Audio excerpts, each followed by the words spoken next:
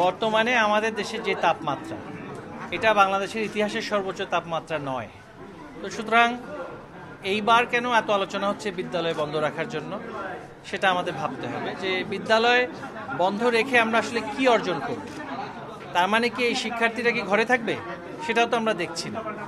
আর এই মুহূর্তে আমাদের আবহাওয়া অধিদপ্তরের যে পূর্বাভাস, রাজধানী ঢাকার যে তাপমাত্রা, সেটার সাথে তো আমি সারা দেশের তাপমাত্রা মেলাতে পারি না। এই মুহূর্তে 40 পর্যন্ত ওঠার সম্ভাবনা আছে হচ্ছে 5টি জেলায়।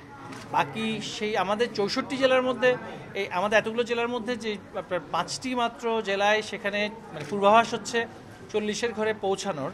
সেক্ষেত্রে সকল বিদ্যালয় বন্ধ করে রাখাটা তো যুক্তিযুক্ত নয়। তো সেটা হচ্ছে আমাদের অবস্থা।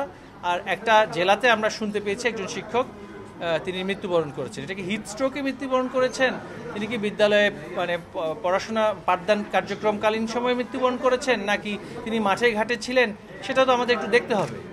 আর নির্দিষ্ট কোনো জেলাতে যদি অতিমাত্রায় সেটা তাপদাহ হয়, সেখানে প্রাথমিক শিক্ষা অধিদপ্তর মন্ত্রণালয় থেকে সেখানে কিন্তু নির্দেশনাও দেওয়া আছে শিশুদের ক্ষেত্রে, যাতে তাদের কষ্ট না হয়, সেটাও কিন্তু বলা আছে। এখন সব কিছুতেই বিদ্যালয়, আলিয়া মাদ্রাসা এগুলো বন্ধ করে দেওয়ার প্রবণতাটা তো আসলে সঠিক নয়।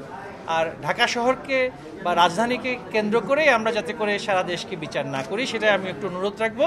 যে আমাদের দেশের চৈত্র মাসে তাপদাহ হয়, তাপমাত্রা বৃদ্ধি পায়, আমাদের দেশের চাইতে অনেক বেশি তাপমাত্রা আমাদের প্রতিবেশী দেশগুলোতে সেখানে আছে, আপনারা দেখবেন।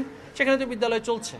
তো সেখানে যেহেতু বিদ্যালয় চলছে, আমাদের এখানে না চলার কোনো কারণ নেই। আর অনেক ক্ষেত্রে দেখা যাচ্ছে বিদ্যালয় কিন্তু নিরাপদ জায়গা, সেখানে যদি যথাযথ ব্যবস্থা থাকে, পানির ব্যবস্থা থাকে এবং সেখানে ছায়াতলে তারা অবস্থান করে, তারা তো মাঠের বা রোদের নিচে তো আর পড়াশোনা করছে না।